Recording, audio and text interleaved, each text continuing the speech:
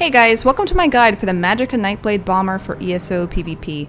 This video will be concise and to the point, but it'll be very thorough and helpful. I have attached a written build as well as timestamps, so please take a look at the description below to check out whatever you need. This bomber build is the best solo bombing setup in the game, and it has some of the highest burst potential possible in PvP. It's extremely fun and rewarding, but only when played correctly. If you're someone who gets very frustrated in PvP, no, god damn it! If you're not a patient person, or in general you're just not an intuitive player, I'm retarded? This build is not going to be for you. On the other hand, I guarantee you if you get good at this build, you will love it. I've been called the worst bomber NA, Wow! So who better to learn from than me? As far as the gear, you're going to be running Vicious Staff, Dark Convergence, Balorgh, and the Master's Battle Axe. You'll have 6 light on the body and 1 medium piece, all divine with max magicka enchants. The medium is on the head for the extra armor stat. Nirnhoned, Master's Battle Axe with a weapon damage enchant. Back bar, Decisive Restoration Staff of Dark Convergence. Also very important are the traumatic poisons on the back bar. These are best in slot and are made with Dragon's Blood and Dragon's Bile. These significantly help ult generation, and the takeaway here is that the more ultimate I have, the more I'm so swollen strong. For the jewelry, you're going to use all infused with weapon and spell damage glyphs. Yes, I've tried Bloodthirsty. I have found that you don't even need it. The difference is negligible, so I stick with all infused. Also, lastly, you want to make sure you put the Cujo Kills Guild tabard on. This is actually an extra 69% damage buff. Is somebody gonna match my freak? Next up are the skills. I'll quickly go over these, but I'm also going to have a small section on rotation with some more details on how you use these things perfectly together. Your front bar will have Healing Soul. This is the scribing skill called Wield Soul, and you can make it with the following: Healing Focus Script, Druid's Resurgence Signature Script, and Vitality Affix. If you don't have scribing, you can use Healthy Offering, but the major vitality that you're going to get from the scribe skill makes it totally superior. Next in the front bar, Forward Momentum, which is an activated buff, Camo Hunter for a passive buff, Brawler, which is your spammable after you bomb, and Merciless Resolve. You want to keep Merciless at 5 stacks at all times for the extra 300 weapon damage, but don't forget that these stacks go away if you die. So if you die, you're going to have to go light attack some wolves or NPCs. The ultimate, obviously, is Soul Tether.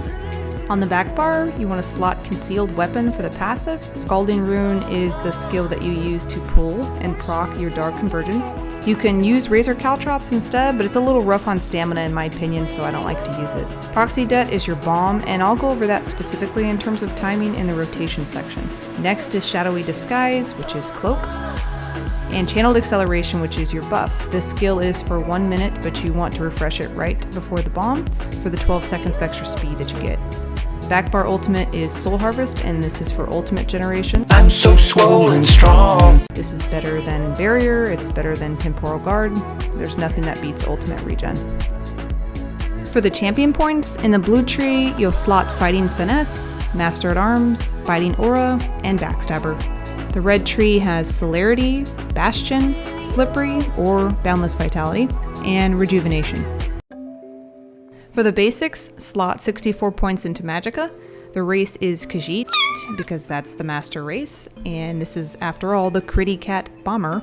Food is Bewitched Sugar Skulls. Some people use other food, but Sugar Skulls gives the healthiest amount of resource pools, and for me it's just the most comfortable food to bomb with. Shadow Mundus Stone and Vampire Stage 3. As long as you're Vampire Stage 2 or above, you'll get the weapon damage from the passive.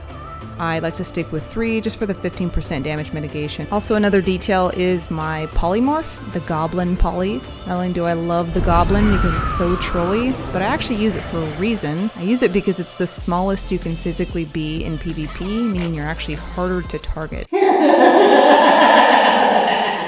Potions are the Alliance Health Draught. The cool thing about these potions is that you can essentially hit Proxy Det and Animation Cancel into one of these potions, and essentially it entirely cancels the window in which people can see you proxied up. One other thing about potions that I don't see a lot of people actually doing, you should be chugging potions because of your Catalyst passive that you have as a Nightblade. Every potion equals 20 free ultimate.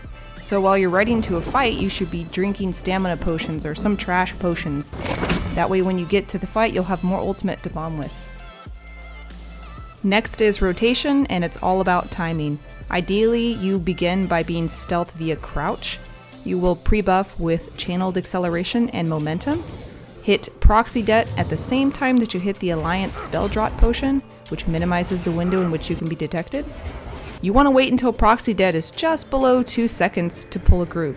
That means anything above 2 seconds is too soon. So ideally around 1.8 seconds, that's the sweet spot. At that point you'll throw Scalding Rune to proc your Dark Convergence pull. Immediately bar swap, hit your ultimate Soul Tether, and then spam Brawler. Always end your bomb with a dodge roll. You can then cloak to get away, or just be dead. Do your bombs suck ass and look like this? There's so many people that tell me that they do not know what they are doing wrong, and they just cannot get the hang of bombing, or they can't bomb more than a few people at a time. So in this section, I'm going to provide my gameplay with helpful commentary to help you understand what you should and should not be doing, as well as some secrets to success. The first tip is location. So the worst possible place that you can throw a bomb is in the middle of the open. You'll see that I'm successful here, but the problem is that I'm gambling with where I think people are going. You can't always predict where people are going to go. Sometimes they scatter or get on their mount or whatever, so it's really just not a good idea. Sometimes it pays out like it does here, but I just would not suggest throwing a bomb in the middle of the field. So on the other hand, you're much more likely to find success with a location such as a choke point. This means any tight space where people are literally funneling into. This could be the entrance of a keep, a bridge, or a tight space in Imperial City. And it's actually funny because it doesn't even matter how many times people get bombed in a row. They continue to never learn, and they'll just always repeat being stupid in these areas, so just take advantage of it. Another tip is to know your target. Look at nameplates, look at health. There is no point solo bombing a ball group or a well-comped group with 4 healers and everybody has 40k health. Unfortunately, that is Cyrodiil these days, and people have never been tankier. Try to find loosely organized groups, or Zergs, people with low health, or some idiot spamming a light attack on a bow. Also, I don't do it here, but you can use hard targeting on the person that you want to be the proc. Now if you don't know what that is, you really should. It's one of the best tricks for PvP. Hold R3 and highlight the player. It'll let you see them through walls and also ensure that your attacks go directly to them. One other thing for targets is that you should look for people rezzing and bomb on the dead bodies. You can time it perfectly like I do here, which is to wait for a dead person to resurrect with half health and then use him as the proc. Another good target is when you see 20 brain dead people obsessed with a tank that they cannot kill. People get tunnel vision, they stop playing defensively, and they are the perfect target to nuke. Next, if you're going to bomb a flag, you can either bomb very early when people are fighting NPCs and they're going to have lower health or be distracted. This might be a smaller bomb, but it comes with more guarantee. Or you could wait for a bigger bomb near the end of a flag flip when everyone's there. But just be aware that people are more defensive at this time. They might be spamming heals in anticipation for a bomber, or they might be on their mount and they're not going to pull. If you're going to bomb a wall repair, you should wait until the wall animation has begun and the keep can no longer be breached. People feel safe behind a wall that's slightly up, and that is when you take advantage and bomb them. This means that you do have to hide in the keep, and that is actually my favorite thing to do. Maybe I shouldn't tell people that, but you can hide anywhere in the keep, especially in the top corner with the view of the door. Even if someone comes looking for you, you can just jump down in stealth and go around them. And there are always going to be hungry gankers looking for you using detects. I have like a whole army of people who are hell-bent on finding me and ruining my bombs. Hi, you know who you are. So you're just going to have to be hyper-aware when you're hiding inside of a keep. Sometimes people will throw a lingering flare on the ground, like in this clip, but you can throw a pole right behind the flare circle and it's still going to work out. So let's say that you're already aware of these things, but you still kind of suck at bombing. Well, I guess you could just suck. I'm kidding, but seriously, the biggest takeaway that I have is to manage your expectations.